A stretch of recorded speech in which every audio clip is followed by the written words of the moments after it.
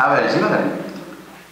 Mon attention a été retenue concernant la convention d'objectifs de TEF. De TEF qui va bénéficier de 40 000 € de subvention avec un certain nombre de critères comme objectifs. Alors, sur Tarascon, bien sûr, il y a des associations qui ont une vraie réalité, une vie active, et qui jouent un rôle utile dans la vie de Tarascon, qui méritent à ce titre d'être soutenues. D'autre part, il me semble que les associations qui méritent d'être soutenues, ce sont des associations aussi qui ont des ressources propres, où il y a des adhérents, parce qu'en fait, le but d'une association, c'est déjà de faire en sorte que les gens s'engagent dans une action et qu'elles aient des bénévoles. Or, TEF, c'est une association qui ne vit que d'argent public, il n'y a pas de cotisation d'adhérents. Et d'autre part, cette association est déjà généreusement soutenue par le conseil départemental, par la CCM. C'est d'ailleurs dans le cadre de la politique de la ville, je sais que Tarascon subventionne aussi grassement cette association. Et je vois donc dans la convention d'objectifs que cette association a pour but des ateliers d'alphabétisation et de socialisation. C'est-à-dire qu'en fait, on va apprendre à parler français aux gens. Eh bien, moi, je pense que, donc bien sûr, il s'agit de primo-arrivants, d'immigrés. Eh bien, moi, je pense que l'histoire le prouve, que les générations d'immigrés italiens ou espagnols n'ont jamais demandé d'argent public pour apprendre à parler français. Et ces familles, elles, avaient justement le devoir de parler français et faisaient respecter ça à leurs enfants. Donc moi, je pense que ce ne sont pas aux Tarasconnais à payer des cours de français pour des gens qui viennent et qui ont des devoirs envers notre pays, envers notre ville. Et puis il y a aussi, je sais, ces cours de socialisation et d'alphabétisation ont lieu aussi dans les ETAPS. Les ETAPS, qui est un établissement public subventionné par le conseil régional qui existe sur Tarascon. Et pour apprendre à parler le français, ces personnes sont indemnisées, enfin sont plutôt rémunérées. Donc il existe aussi une structure très grassement aussi subventionnée par le conseil régional qui est sur Tarascon. Et puis, moi ce que je remarque, c'est que, vous le savez, vous autorisez, monsieur le maire, des cours d'arabe dans les écoles de la République française. Alors attendez, je vais vous expliquer. Non mais il y a des cours d'arabe, vous savez qu'il y a des cours d'arabe dans les écoles. Est-ce que vous savez qu'il y a des cours d'arabe dans les écoles? Voilà. Donc, je vous ai même entendu dénoncer cela. Je n'ai pas terminé parce que là... Je vous ai même entendu sur une radio, madame, il y a quelques années déjà, dénoncer cela sous un faux nom même. Vous n'êtes même pas déclaré sous votre nom. Et non, parce qu'en tant que fonctionnaire, je n'avais pas le droit. Voilà. Et alors quel est le rapport? Parce que vous savez très bien, madame, que ce n'est pas la municipalité. Non, est-ce que j'ai dit ça? Est-ce que j'ai dit ça? Vous venez de le dire. J'ai dit qu'il y avait des cours d'arabe dans les écoles. Vous venez de dire que le maire autorise. Oui, vous l'autorisez. Non, je ne l'autorise pas. Non, je ne l'autorise pas. Si, vous déversez votre venin, allez-y, madame. Déversez votre venin. Non. Alors déjà, je vais reprendre. Oui. Il y a des cours d'arabe dans les écoles et vous êtes bien sûr responsable. D'accord. Je les autorise. Je vous ai entendu. Je n'ai pas dit que c'était vous qui... Et si vous l'avez dit, madame? Attendez, je ne peux pas finir mes phrases. Je n'ai pas dit que c'était vous qui créiez les cours d'arabe dans les écoles. Je suis bien placée pour le savoir. Voilà, puisque c'est mon inspectrice qui m'a envoyé un professeur d'arabe, comme dans toutes les écoles en ZEP aujourd'hui. Voilà. Mais c'est un bâtiment municipal, c'est ça que je veux dire, et qu'à aucun moment, on ne vous a demandé votre avis. Justement, je vais dans votre sens. Mais non, vous avez dit tout à l'heure que je l'autorisais. On fera l'écoute, madame, du mot à mot. Est-ce que nous avons signé une convention pour que vous puissiez, pour qu'il y ait les... Bien sûr que non, mais justement, c'est ce qui est problématique.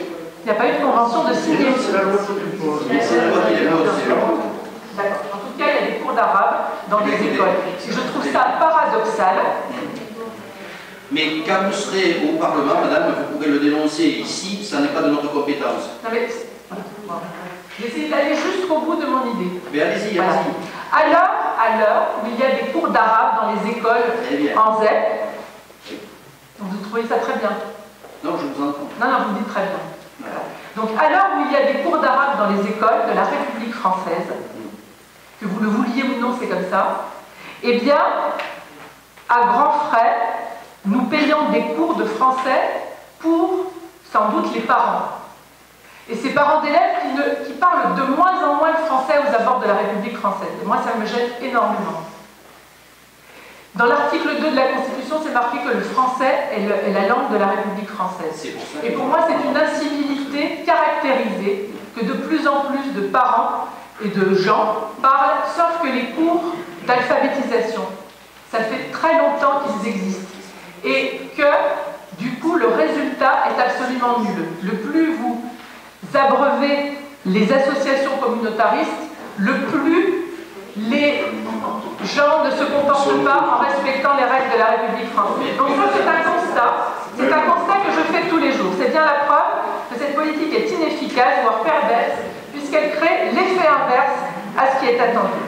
Ensuite, aide au devoir et au soutien scolaire, vous me laissez terminer, même si ça ne vous fait pas plaisir de l'entendre. Aide au devoir et au soutien scolaire. La ville fait déjà des heures d'études chaque soir à tous les enfants de la ville. L'apprentissage scolaire se fait de toute façon sur le temps scolaire et il existe de très nombreuses aides à l'intérieur même du système de l'éducation nationale pour pallier aux difficultés. Et de plus, un coût exorbitant en matière de dépenses publiques. Ensuite, vous avez dans la troisième objectif, médiation sociale au profit des familles en difficulté éducative, de jeunes primo-arrivants et aux abords des collèges du nord du département. Donc c'est purement et simplement, pour moi, du détournement illégitime de l'argent des scolaires vers une structure communautariste. Ce n'est bien sûr pas de médiation sociale dont les primo-arrivants ont besoin, mais bien d'apprendre les règles de la République française, c'est-à-dire tout d'abord les devoirs que l'on a envers elle pour pouvoir bénéficier des droits.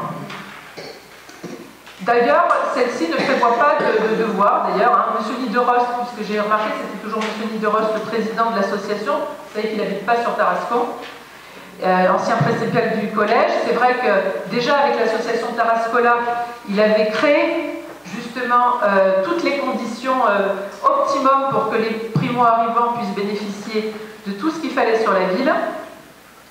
Et puis, il me semble que ce n'est quand même pas très normal que les Tarasconnais paient pour les abords des collèges du nord du département. Donc là, il me semble que vous avez fait tout simplement un copier-coller des objectifs de la politique de la ville du conseil départemental, parce que il me semble que quand même, on ne paye que pour Cassin, rassurez-moi. Ou sur tous les collèges du nord du département. Alors voilà, donc c'est un copier-coller, il faudrait quand même faire attention à ne pas reprendre texto ce que le conseil départemental vous dit de faire. Je pense effectivement que le bien fondé des associations se mesure, comme je vous le disais, à leurs ressources propres. Et en l'occurrence, TEF ne fonctionne qu'avec les subventions et l'argent public. Et en plus de ça, j'imagine avec des emplois précaires, parce que je ne dis pas du tout que les salariés de TEF doivent avoir des métiers à part entière. Donc pour la subvention publique aux associations doit être exceptionnelle, et dès là que pour donner un coup de pouce à des structures utiles au bien commun, et qui vivent déjà en dehors de l'aide de la collectivité, ce principe de bon sens doit être clairement établi.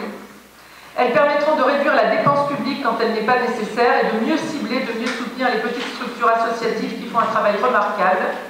Et d'ailleurs, je déplore que le club de tir, qui a des adhérents qui investissent chacun à hauteur de 170 €, ils ont leurs propres locaux, c'est-à-dire qu'ils payent leur électricité, ce ne sont pas des locaux municipaux. Eh bien, ce club, mais je pourrais en citer d'autres, perd 2 350 € entre 2015 et 2016. Donc voilà, je trouve que c'était plutôt un club qui méritait un soutien.